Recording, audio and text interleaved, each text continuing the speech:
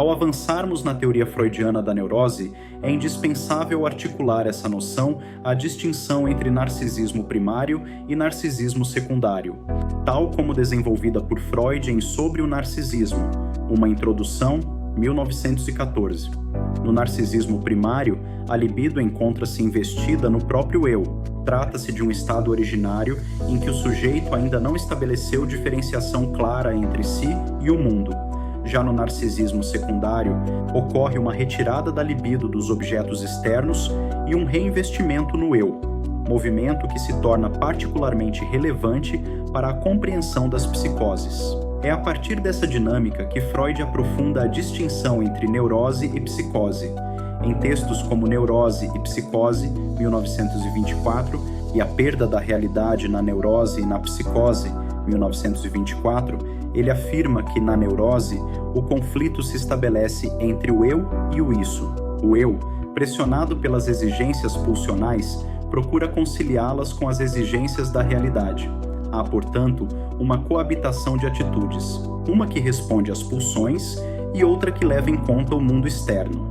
Já na psicose, o que se verifica é uma perturbação mais radical na relação entre o eu e a realidade. O conflito não se limita à esfera interna, ele atinge o vínculo com o mundo exterior, produzindo um afastamento mais profundo da realidade compartilhada.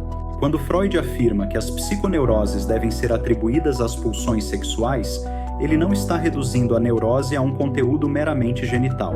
Em 3 ensaios sobre a teoria da sexualidade, 1905, a sexualidade é concebida em sentido ampliado, como energia pulsional que atravessa o desenvolvimento do sujeito desde a infância.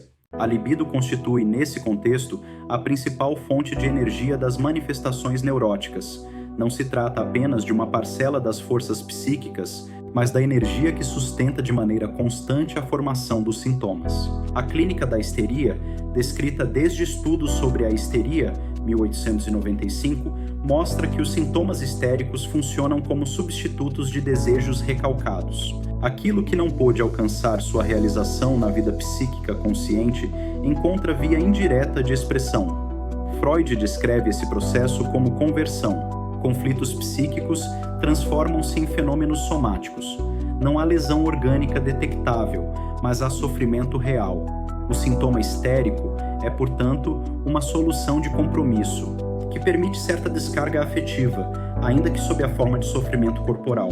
Essas formações retidas no inconsciente são, para Freud, resquícios de estados primitivos do desenvolvimento libidinal. Na perspectiva tópica, apresentada em A Interpretação dos Sonhos, 1900, trata-se de conteúdos que permanecem fora do campo da consciência porque não foram integrados às representações de palavra.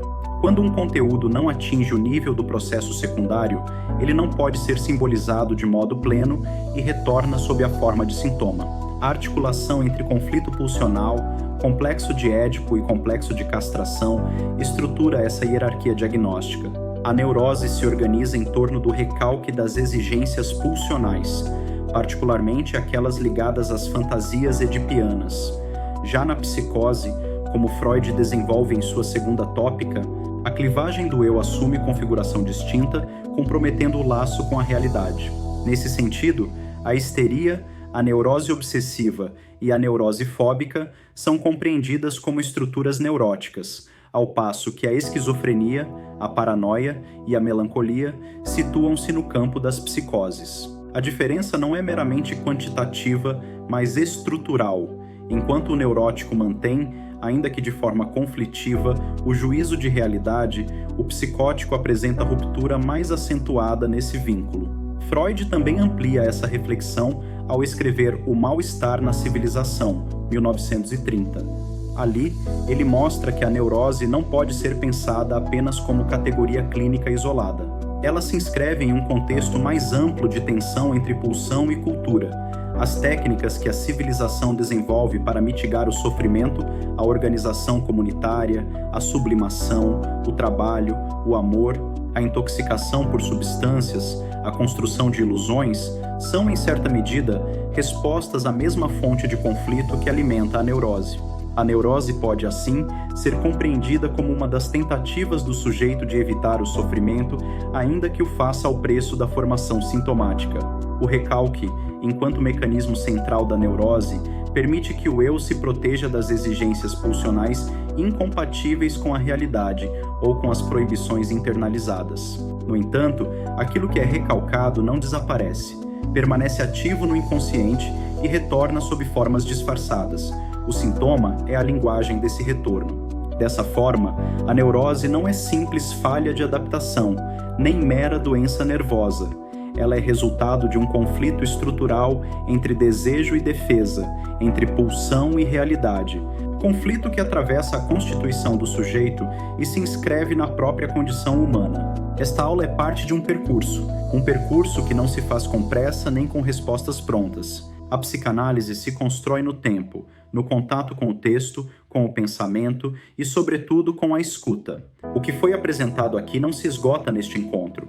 Ele serve como ponto de apoio para que novas perguntas possam surgir e para que o pensamento continue se aprofundando. A psicanálise não se oferece como um manual, ela se sustenta como uma experiência.